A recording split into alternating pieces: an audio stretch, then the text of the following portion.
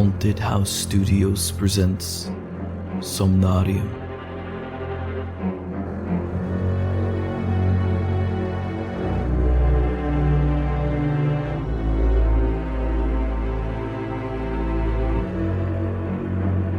Episode 1: The Hard Drive.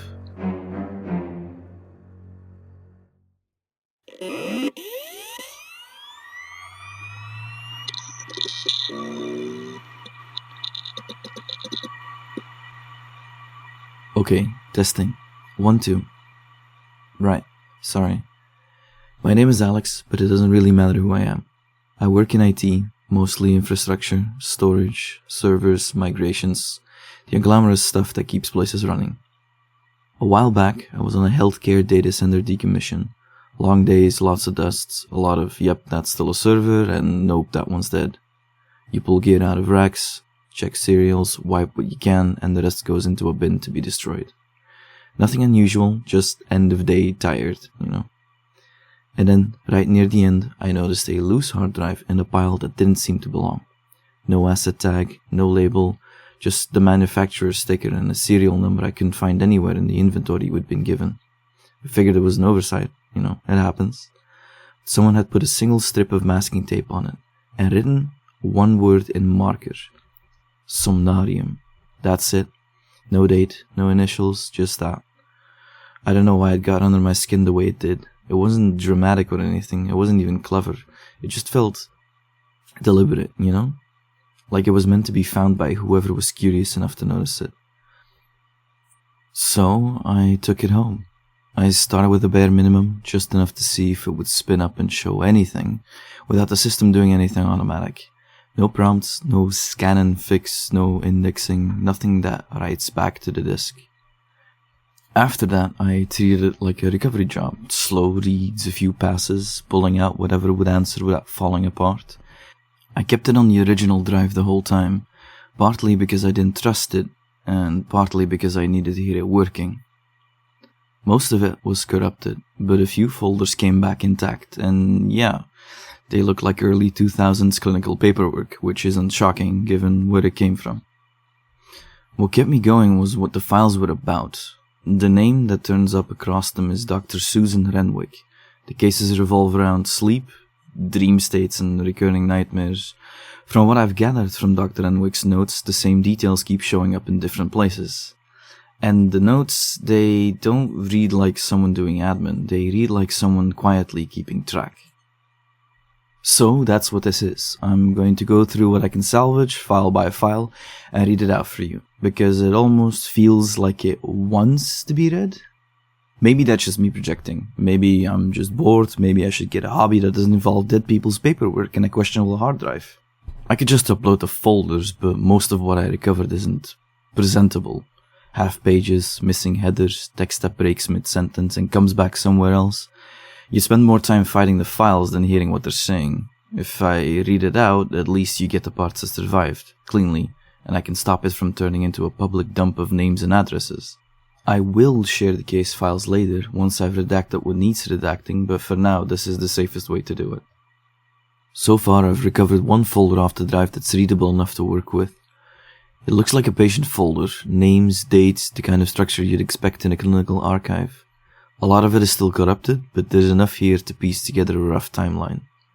Before I read anything, these are recovered clinical files. I'm leaving names as they appear in the archive, but I'm not including addresses, phone numbers, or anything that could identify a real person. I'm going to put this in chronological order as best as I can. Intake first, then the patient's sleep log, then Dr. Renwyck's notes. If something is missing or cuts off, I'll mention it. This file belongs to Jordan Miller, first seen by Dr. Susan Renwyck on October 14th, 2002, for sleep disturbance, recurring nightmares, and a growing fear of public transit.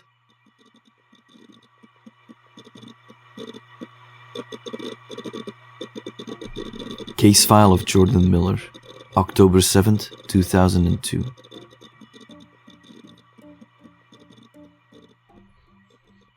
Dr. Renwyck, I'm writing you because your office told me you don't take new patients without a written account, and because I honestly don't know what else to do at this point. I've never been someone who had trouble sleeping. I can usually shut my eyes and be out in 10 minutes. If I'm stressed, I get a little restless, sure, but it's never been like this. For the last few weeks, I've been waking up multiple times a night with my heart racing, and in going through the day like I'm slightly out of sync with everything around me, it's starting to scare me. The reason I'm specifically asking for you is because this doesn't feel like regular stress. The dreams themselves are repetitive in a way I can't explain, and the things that happen in them are starting to leak into the day. It started after a normal week, nothing dramatic, just work piling up, deadlines, commuting, the usual. One day I missed my train during my morning commute, annoying, but it happens. Then after my shift I managed to miss my train home by seconds. It felt like such an insane coincidence that I just shrugged it off as bad luck. That night I had the classic dream, running late for a train, checking the time, trying to force your body to move faster. I didn't think much of it, everyone has that dream.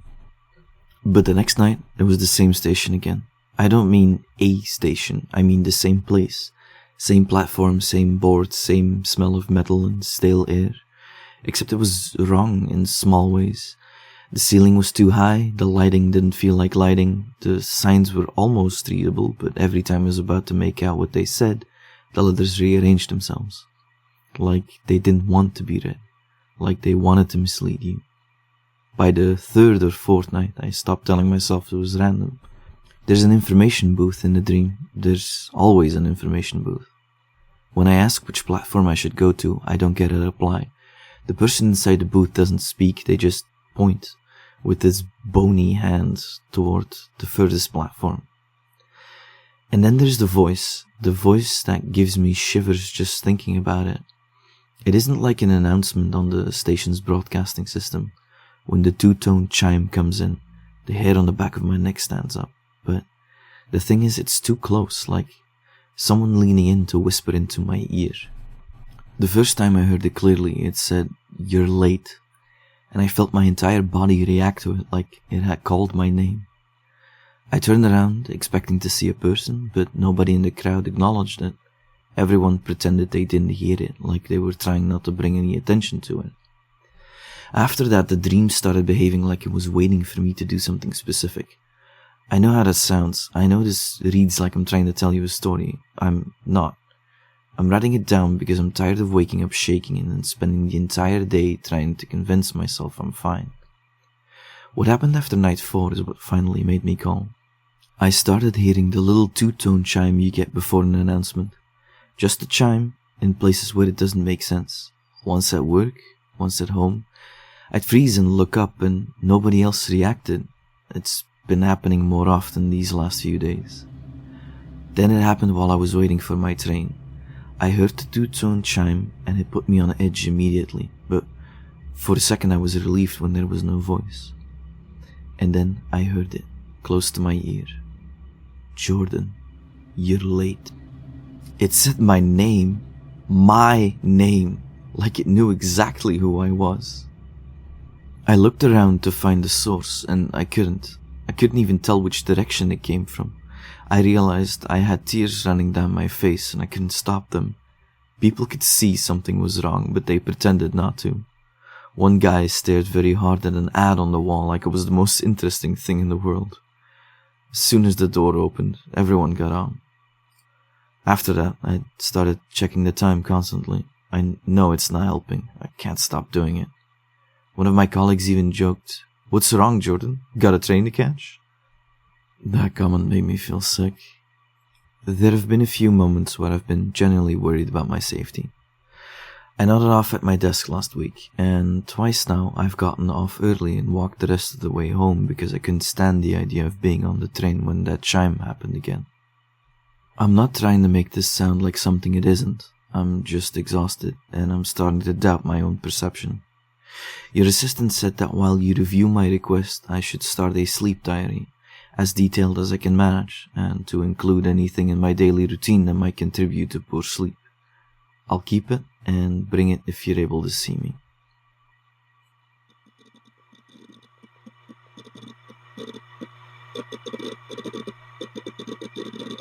What follows is the sleep diary of Jordan Miller, Monday, October 7th, 2002. I finally did it. I contacted Dr. Renwyck like Hannah suggested. It felt ridiculous typing it out, like the moment I put it into words it would become real. Her office said Dr. Renwyck only takes a limited number of cases, so they screen new requests first. They wouldn't book anyone without a written account, so I sent one. I tried to keep it sensible. I tried not to make it sound like I was telling a ghost story. They asked me to start a sleep diary tonight. Dates, details, and anything in my routine that could contribute to poor sleep. So I can bring it if I'm accepted. So here we go. Last night was the station again. I'm still not sure how to describe what's wrong with it. If you saw a picture, you'd probably say it's just a train station, but being there feels like standing in a place that's pretending to be one. The lights flicker, but not randomly, slow, like they're breathing. The boards keep changing when I look away, like they're purposely trying to feed you false information. I tried to leave. I found an exit sign and followed it up a stairwell. Halfway up, the angle shifted under my feet in a way that made my stomach drop. I grabbed the railing to steady myself. It was wet and the paint was chipped, flaking off under my fingers. When I got to the top, I was back on the platform again. I woke up with my jaw sore from clenching. For the rest of the day, I was just tired and on edge. I made coffee twice and didn't realize until the pot overflowed and started dripping down the counter. I checked the time more than I want to admit. Hannah said I seemed nervous. I told her I was just tired, but she didn't look convinced. Tuesday, October 8th, 2002. Same station again. I tried to prove it was just a stress dream by paying attention to details, but the details don't stay put. Posters change when I look away, advertisements blur like wet ink, even the floor tiles feel like they don't line up properly, like the whole place was put together from memory. I went straight to the information booth tonight. Of the few things that are consistent, the information booth is one of them.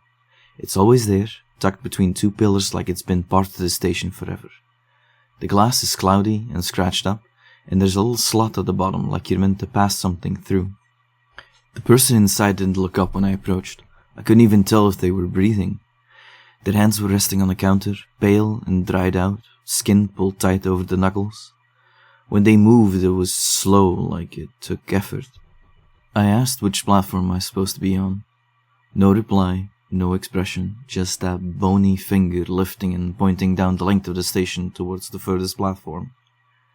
The one where the lights flicker more. There was a map pinned behind them. I leaned in to get a better look. The lines kept drifting like they were trying to avoid being followed. The stop names changed when I focused on them, and for a second the word home sat in the corner, clear and printed like it belonged there. Then I blinked and it was gone. I turned to look down the platform, and that's when the two-tone chime rang out. It wasn't loud, it didn't echo, it felt close enough that my shoulders tensed, like someone had just cleared their throat behind me. I waited for the voice, but nothing came. The crowd didn't react, they just stood there, facing forward, pretending like they weren't listening. A train arrived without sound, no rush of air, no wheels, no brakes, just suddenly there, doors open, lights on inside like it had been waiting. Nobody moved. I woke up before I could decide whether to get on. For the rest of the day I felt off, like I was half a step behind everything.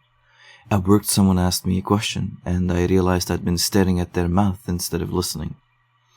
In the break room, I heard the two-tone chime again. I actually held my breath, waiting for a voice. Nobody else reacted. Someone kept talking about weekend plans, like nothing happened. On my commute home, I caught myself watching the departure board too hard, like I was expecting the letters to move. When my train finally arrived, I got on and immediately checked the time, even though I wasn't late for anything. Hannah asked what was wrong when I got home. I told her I was just tired. Wednesday, October 9th, 2002. I thought writing my dreams down like the intake instructions said would help, make it feel more like a dream on paper. It doesn't. If anything, it's only getting worse. Same station last night, same boards that won't settle, same fake crowd that's always there, waiting for the train. I don't hear them at all, no talking, no footsteps, and when I looked at them directly, it's like they're not quite people, like someone put them there to fill space. I tried not to run. I told myself I'd walk, I'd stay calm. I treated it like a normal commute that lasted maybe 30 seconds. The chime rang out while I was reading the board, just the chime. I waited for the voice, but it didn't come this time. That somehow made it worse. I don't know why I did it, but I walked towards the far platform, the one the booth attendant keeps pointing at. The lights are dimmer down there and the air feels older. The whole end of the station feels wrong, like I'm not meant to be there, but I went anyway. Halfway along, I noticed someone moving against the flow, a man in a uniform, not modern, a cap, polished shoes, like he belonged to a different decade. He walked calmly, like he wasn't late for anything. He paused, then pulled out a pocket watch, checked the time, and put it away again like it mattered. The crowd opened up for him without anyone saying a word, like they were making room out of habit. I kept watching him until he turned and started walking straight toward me, and then he looked right at me. After this point, the file is corrupted. I can't recover full sentences. The only word I can still read clearly is home. Entries for October 10th until October 12th are present, but entirely unreadable. Sunday, October 13th, 2002. The pages for the last few nights are a mess. I remember writing them. I remember sitting here, pen in hand, trying to pin it down before it slipped away. But when I look at the diary now, I can't remember what I wrote. I'm just so tired now. I'm feeling tired all the time. Last night was the station again. Of course it was. Why would I expect anything else at this point? I don't remember the beginning as clearly as I should. I remember the feeling of it though. That constant pressure in my chest like I'm already late for something important, even when nothing is happening yet. I remember the far platform. I remember forcing myself to go there again, because avoiding it was starting to feel like the whole point. The lights were dimmer, and the air down there had that stale underground smell that gets into your clothes. The crowd was there, quiet, still. They weren't looking at the board so much as they were waiting for them to tell them what to do. The two-tone chime sounded once. I didn't turn around, I didn't look for the voice, I just said it. I said, home. I don't know why I said it. It didn't feel like a decision. It felt like answering a question I'd already been asked. I remember a train arriving without sound. I remember doors opening. I remember that clean, bright platform again. The one that looked safe. And the way my body wanted to step off it just to end the feeling. I didn't. At least, I don't think I did. I woke up before I could be sure. Today, I checked my watch so many times my wrist actually hurts. Hannah asked me what I'm doing, and I told her I'm trying not to be late. She asked, late for what? And I couldn't answer. I got annoyed at her for asking, like she was missing something obvious. My appointment with Dr. Renwyck is tomorrow, and I really hope she can help me. I just want to sleep and not have this nightmare anymore. I'm so tired.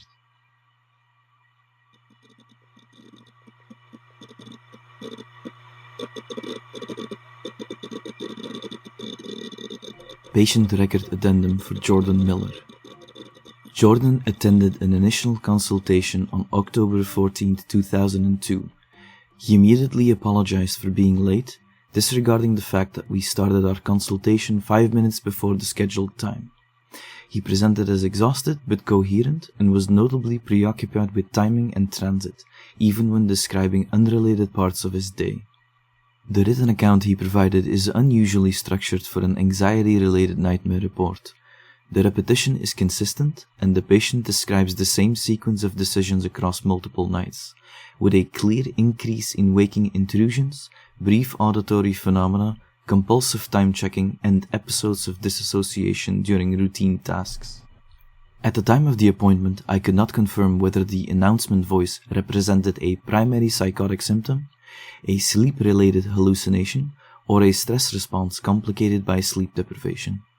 My working assumption was that sleep loss was amplifying anxiety and perceptual distortion, and that immediate stabilization of sleep would reduce the intensity of the experiences. I advised a strict sleep schedule, reduction of caffeine, and a temporary pause on driving during periods of drowsiness. I asked the patient to continue the diary for 1 additional week and to contact my office sooner if the waking intrusions escalated or if they felt unsafe. A follow-up was scheduled for October 21st, 2002, which Jordan did not attend. My office attempted to reach him by phone that day and again the following morning without success. On October 22nd, I called the home number listed on intake. The call was answered by Hannah Parker, who identified herself as his partner. Miss Parker informed me that Jordan died on October 20th after stepping in front of an incoming train. She stated that police were treating the death as a suicide. When I asked for context, she said he had been increasingly distressed in the days prior, and that an officer mentioned platform CCTV footage showed him repeatedly looking over his shoulder and scanning the platform as if he believed someone was behind him. Jordan had agreed to continue the diary for the week following our initial consultation. Miss Parker told me that the notebook was not recovered among his belongings after his death. As a result, I have no written account of the days immediately preceding the incident beyond what Miss Parker was able to report secondhand. I have no further clinical observations to add. Jordan did not describe a specific plan during our initial consultation, and he denied intent to harm himself at that time. In retrospect, the combination of sleep deprivation, escalating perceptual intrusions, and fixation on transit represented a higher risk than it appeared in the room. File closed. No further material recovered.